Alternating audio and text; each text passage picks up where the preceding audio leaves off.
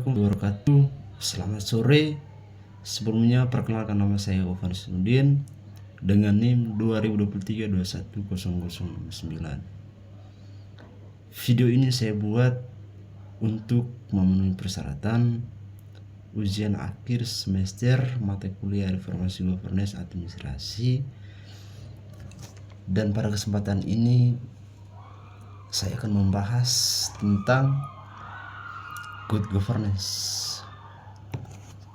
Jadi good governance yang pertama itu definisi, artinya bahwa good governance mengacu pada proses pengambilan keputusan di mana bagaimana cara penggunaan sumber daya dan lembaga pemerintah untuk kepentingan publik. Kemudian yang kedua, karakteristik, artinya bahwa di mana ciri dari good governance meliputi transparansi, akuntabilitas, dan partisipasi masyarakat sehingga responsif dan efektivitas bisa berjalan dengan lancar supaya masyarakat sejahtera. Kemudian istilah good governance. Good governance itu sendiri berasal dari kata govern yang berarti memimpin, sehingga bisa mengarahkan istilah yang sering digunakan dalam konteks pemerintahan dalam organisasi. Kemudian pentingnya good governance. Jadi pentingnya good governance di mana kita bisa memastikan bahwa segala urusan pemerintah dan organisasi itu berjalan dengan baik dan demi kepentingan masyarakat itu sendiri. Kemudian government dan governance.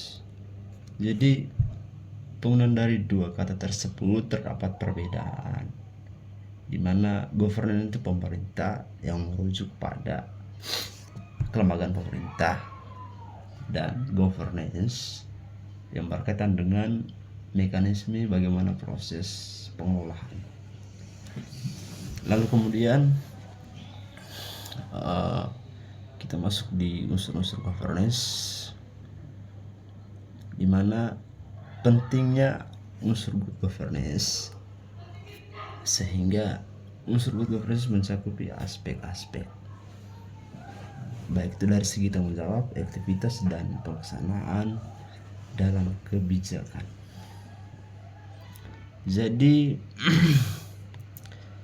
kesimpulan dari pembahasan ini artinya bahwa good governance itu sendiri sangat penting untuk menciptakan masyarakat yang adil dan sejahtera,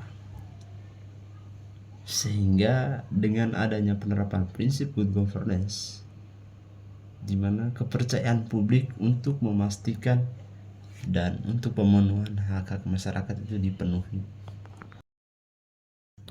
Lalu kemudian kita masuk di pembahasan yang kedua, yaitu bicara tentang konsep good governance. Jadi good governance merupakan di mana suatu pendekatan dan pengelolaan pemerintahan dan organisasi yang dimana untuk menekankan penting transparansi, akuntabilitas, partisipasi, dan efektivitas supaya apa? Supaya bisa mencapai tujuan bersama. Kemudian keberhasilan dari good governance.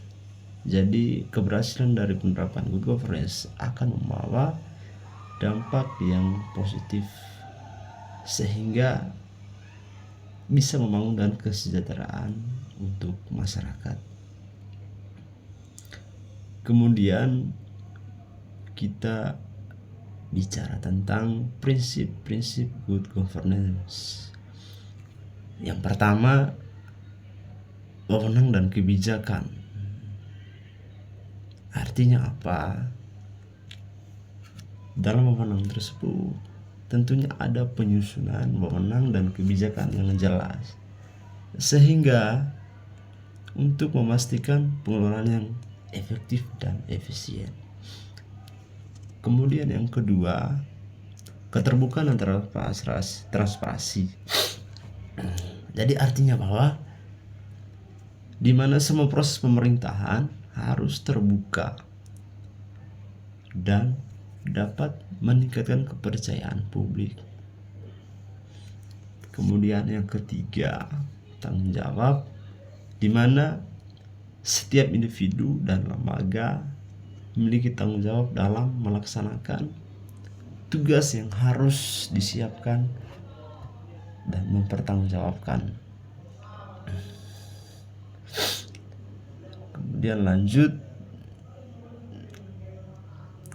adanya juga desentralisasi, di mana dengan adanya desentralisasi kita bisa memindahkan kekuasaan dan tanggung jawab yang tingkat lokal, memperdayakan masyarakat untuk berpartisipasi dalam pengelolaan sumber daya.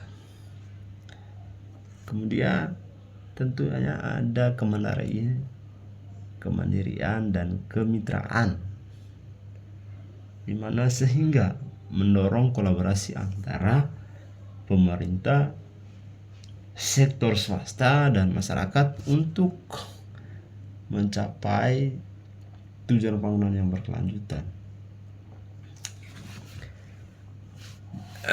Kemudian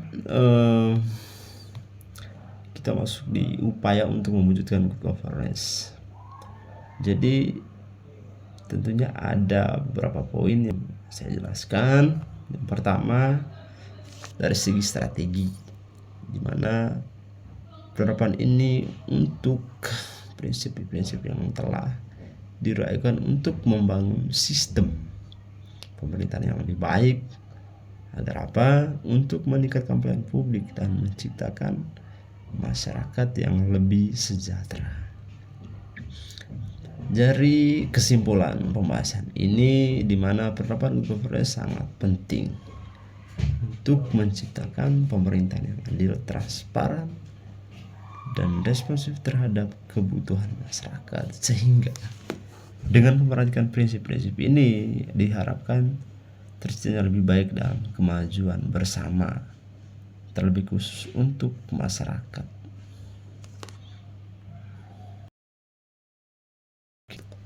Pembahasan selanjutnya yaitu bicara tentang upaya untuk mewujudkan governance. Jadi ada beberapa penjelasan terkait bagaimana kita bisa mewujudkan good governance itu sendiri. Yang pertama, tentunya pengalihan wewenang, di mana dengan adanya pengalihan wewenang bisa memberikan kewenangan kepada seluruh aparatur negara untuk menjalankan tugas secara lebih fleksibel dan responsif. Hal ini termasuk kebijakan yang mendorong supaya partisipasi masyarakat dalam pengambilan keputusan. Kemudian yang kedua,